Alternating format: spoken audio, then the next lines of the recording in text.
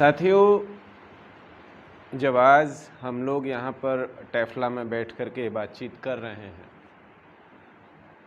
तो मैं आपको अपनी बातचीत की शुरुआत करना चाहूँगा 16 दिसंबर 1946 के दिन संविधान सभा में की जब बैठक चल रही थी और बैठक में जब हमारे first prime minister Jawaharlal Nehru ji ने अपना संविधान का जो संकल्प पत्र पेश किया था, उस संकल्प पत्र पर जवाब देते हुए आदिवासियों की तरफ से जयपाल सिंह मुंडा अपनी बात रख रहे थे।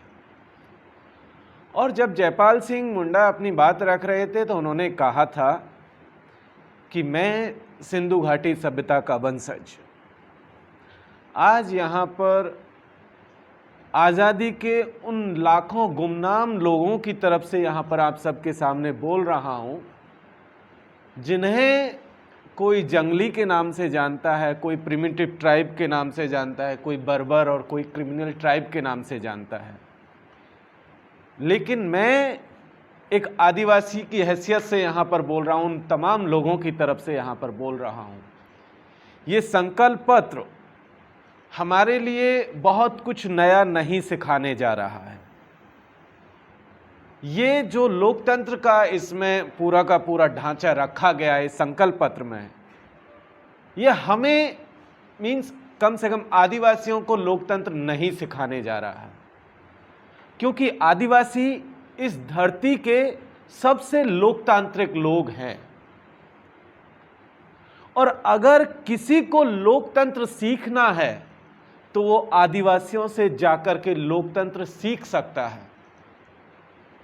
मैं इस संकल्प पत्र के साथ में हूं, इसका समर्थन करता हूं और मैं बस आपसे एक ही वादा चाहता हूं, एक ही उम्मीद आपसे पालता हूं कि जिस समान व्यवहार की बात इस संकल्प पत्र में की गई है, मैं उम्मीद करता हूं कि आदिवासियों के साथ वही समान व्यवहार भविष्य में किया जाएगा। और उसके बाद वो स्पीच चलती रहती है, वो कंटिन्यू होती है। जब हम लोग इस डॉक्यूमेंट्री को देख रहे थे तब मैं जयपाल सिंह मुंडा को याद कर रहा था, जब वो अपनी बात रख रहे हैं कि किस उम्मीद के साथ वो बात रख रहे हैं। और 94 में ये डॉक्यूमेंट्री लगभग उसी दौर में बन रही है, लगभग आपका 50 साल से ज्यादा का वक्त हो चला है उस उम्मीद को पाले हुए। और उस 50 साल के बाद भी और 30 साल अब जुड़ गए हैं, लगभग 30 साल जुड़ गए।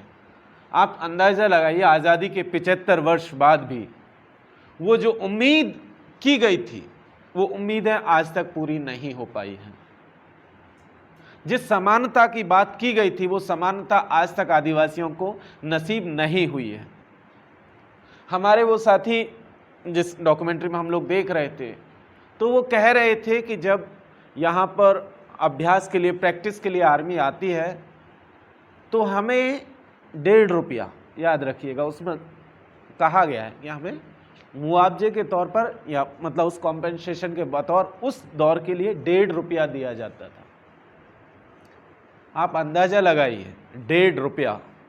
और उससे पहले जो व्यक्ति बात रख रहा था वो कह रहा था कई दफा तो 1.5 रुपया पूरा भी नहीं होता है, वो 50 पैसा भी होता है।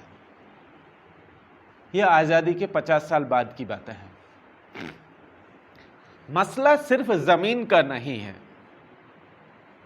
आदिवासियों के लिए जमीन सिर्फ कोई टुकड़ा नहीं है जहां पर लोग आ गए, बस गए, फिर मूव कर गए, आगे दूसरी जगह चले गए। वो जमीन नहीं है, सिर्फ जमीन नहीं है। वो आदिवासियों की पूरी एक पहचान से ज्यादा उनकी एक विरासत है, उसका अस्तित्व उनसे जुड़ा हुआ है, उसके पुरखे उससे जुड़े हुए हैं। वो व्यक्ति जो कह रहा था, वो बुजुर्ग, कि मैं चला जाऊं लेकिन मैं पुरखों को कैसे लेकर के जाऊं, मैं अपने बच्चों को कैसे लेकर के जाऊं। तो वो सिर्फ जमीन नहीं छोड़ रहे हैं, वहां से उनसे सिर्फ जमीनें नहीं ली जा रही है, उनसे उनका पूरा का पूरा जो अस्तित्व है वही लिया जा रहा है। और आपको जानकर के बिल्कुल भी हैरानी नहीं होगी कि आज़ादी के बाद से लेकर के अब तक अगर हम लोग बात करें तो डेवलपमेंट के नाम पर जितने प्रोजेक्ट चले, उन प्रोजेक्ट्स की वजह से जो डिस्प्लेसमेंट हुआ, उस डिस्प्लेसमेंट में सिर्फ अगर आदिवासियों की मैं बात करूं तो इस देश का 50% आदिवासी मिनिमम 2 दफा अपनी ही जमीन से बेदखल किया जा चुका है, मिनिमम 2 दफा अब तक। वहीं दूसरी तरफ वो विकास की बात जब की जा रही थी कि भाई ये कैसा विकास है जहां आदिवासियों को उजाड़ करके विकास किया जा रहा है, क्या सच में ये विकास है? क्या इसी को विकास कहते हैं कि पूरा का पूरा कम्युनिटी को उजाड़ दिया जाए, लाखों की तादाद में लोग उजाड़ दिया जाए? क्या इसी को विकास कहा जाएगा? और विकास के नाम पर ये पूरा का पूरा प्रोजेक्ट चला। उस प्रोजेक्ट का आलम यह है कि कल टाइम्स ऑफ इंडिया में एक रिपोर्ट शायद आप लोगों ने पढ़ी होगी, उसमें था सोशल हायरार्की काउंट्स करके एक ग्राफ बना करके दिया था।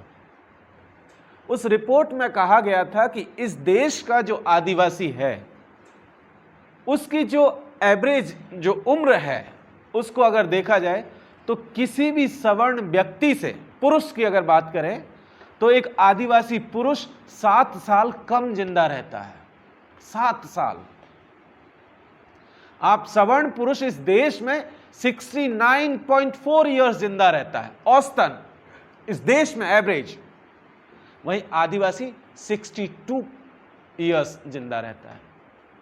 एक आदिवासी महिला एक सवर्ण महिला से 4 साल कम जिंदा रहती है। ये पूरा का पूरा विकास जो 70 साल में 75 साल में हम लोगों ने देखा, उस विकास का ये रिजल्ट हम लोगों के सामने है। सिर्फ इतना नहीं है कि ये जो पूरा का पूरा मामला है, आप देखेंगे तो पाएंगे उन लोगों को जब देखा तो किसी को लगा कि यहाँ ये जो लोग हैं बहुत भारी भरकम शरीर वाले लोग हैं, इनके पेट निकले हुए हैं, खा करके जो है बहुत अघा गए हैं। ऐसा नहीं दिखा। वो लोग हैं जिनके पास कपड़े, पूरा शरीर ढकने के लिए प्रॉपर कपड़े तक नहीं है। इस देश का 45% आदिवासी आज की तारीख में बीपीएल की कैटेगरी में, बिलो पॉवर्टी लाइन है। ये वो आदिवासी है जो विकास के नाम पर, राष्ट्र के नाम पर, जिन्होंने अपनी जमीन यही उम्मीद करके दी थी ना। जब 64 में प्रोजेक्ट की शुरुआत हुई थी तब यही लोगों ने कहा था कि देश का मसला है और देश का मसला है तो हम पीछे देश निर्माण में क्यों हटें। उन्होंने जमीनें दी। 7 गांव की जमीनें उस दौर में ली गई थी 64 में। वो 54 में नोटिस आया था, 64 से प्रैक्टिस चालू हुई थी। 7 गांव की जमीन थी। 90s तक आते आते वो 245 गांव हो गए। ये वही दौर है जब इस देश में बोफोर्स आया था। बोफोर्स तोप आप सब लोग जानते हैं। उस बोफोर्स की प्रैक्टिस के लिए ये गांव जो एक्वायर करने की बात आई थी। और जो विकास के नाम पर सारी की सारी लंबी परंपरा सिलसिला हम लोगों ने देखा, उसका नतीजा ये हुआ। और सिर्फ नेतरहाट ही नहीं, अब आप देखिए कि नेतरहाट का इलाका ये भारतीय संविधान की अनुसूची 5 के अंतर्गत आता है।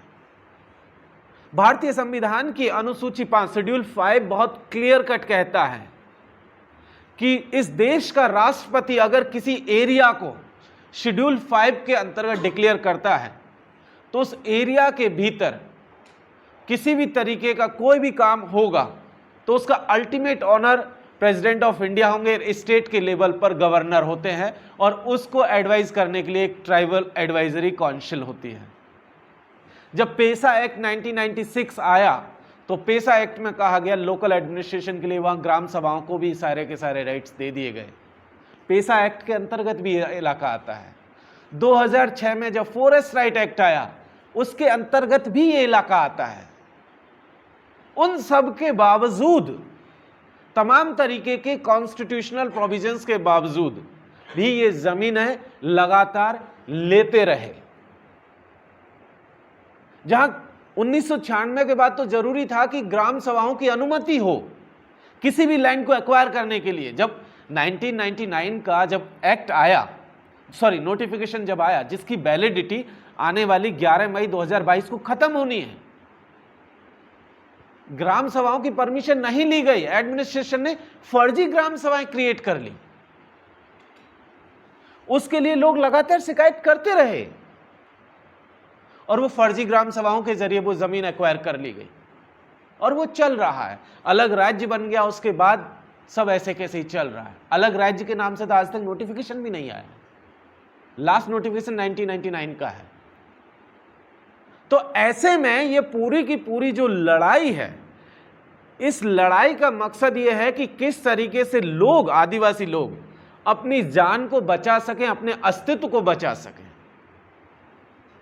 वो जो साथी कह रहे थे डॉक्यूमेंट्री में कि ये जीनोसाइड है, उन्होंने अमेरिकन्स का एग्जांपल्स दिया था ना, रेड इंडियंस का एग्जांपल था, तो ये वही है,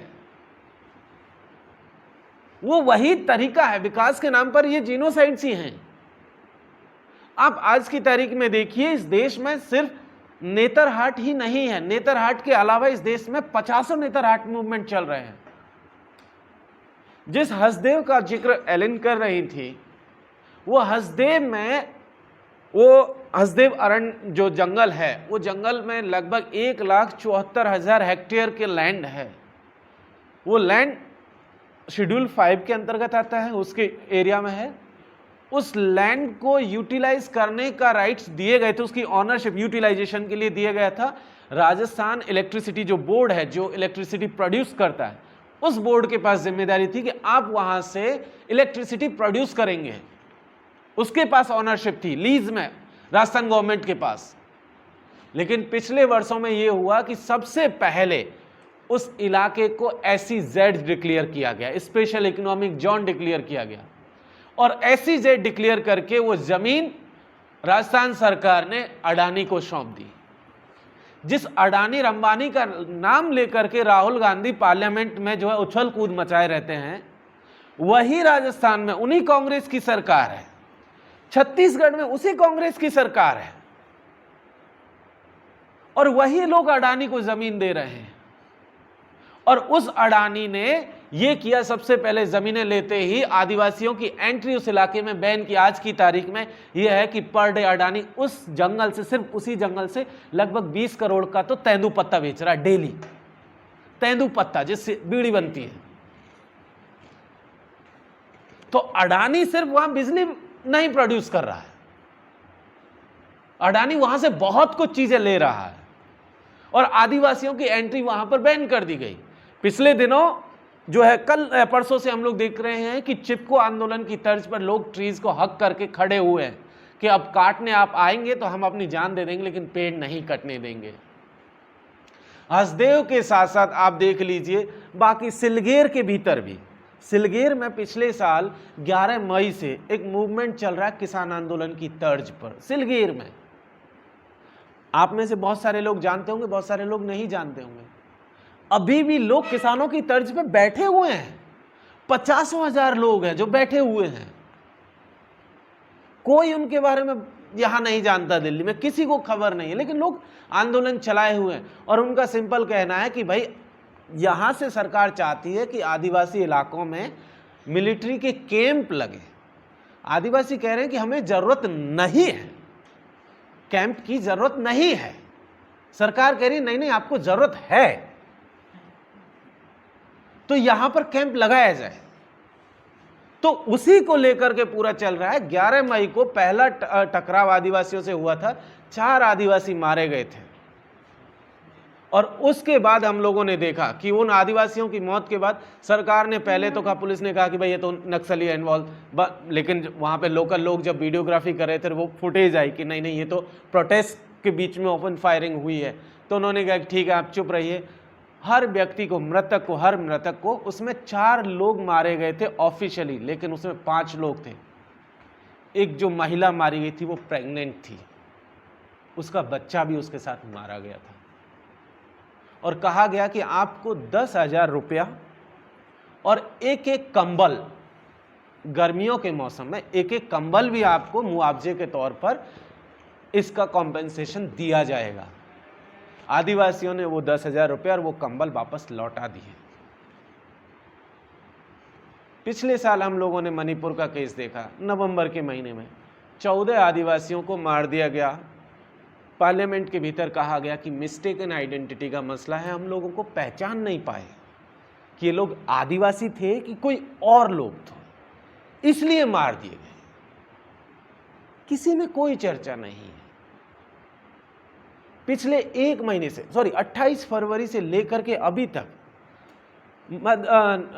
गुजरात के भीतर पार तापी एक लिंक प्रोजेक्ट चल रहा है रिवर्स को जोड़ने का, जिसमें कि सरकार कह रही है कि हम सूखे इलाकों में पानी लेकर के आएंगे, नदियों को जोड़ करके। वो पानी लेकर के आना चाहते हैं, आदिवासी कह रहे नहीं चाहिए, क्योंकि वहां पर भी वही हजारों एकड़ जमीन उसके नाम पर लेनी है। वहां पर बहुत सारे प्रोजेक्ट्स उनको लगाने हैं। जिस स्टैच्यू ऑफ यूनिटी को आप अखबारों में देखते हैं, जब वो बन रहा था उसके समय पर भी जो है सैकड़ों गांव जो है उसके नाम पर जो है बेदखल किए गए। जब कोरोना का सेकंड वेव था, पूरा देश कोरोना में यहां ऑक्सीजन सिलेंडर दिल्ली में खोज रहा था, उस दौर में उस स्टैच्यू ऑफ यूनिटी के लिए एक पार्किंग और एक पार्क बनाना था, उसके लिए 12 गांव आदिवासियों के जो है उसी समय पर उजाड़े थे जब आप सिलेंडर खोज रहे थे दिल्ली के भीतर। तो पूरे देश में ये चल रहा है। ये मसला सिर्फ नेतरहाट का नहीं है। नेतरहाट के आदिवासी 28 साल से लड़ रहे हैं, लेकिन ये सिलसिला लगातार हम पूरे देश में देख रहे हैं।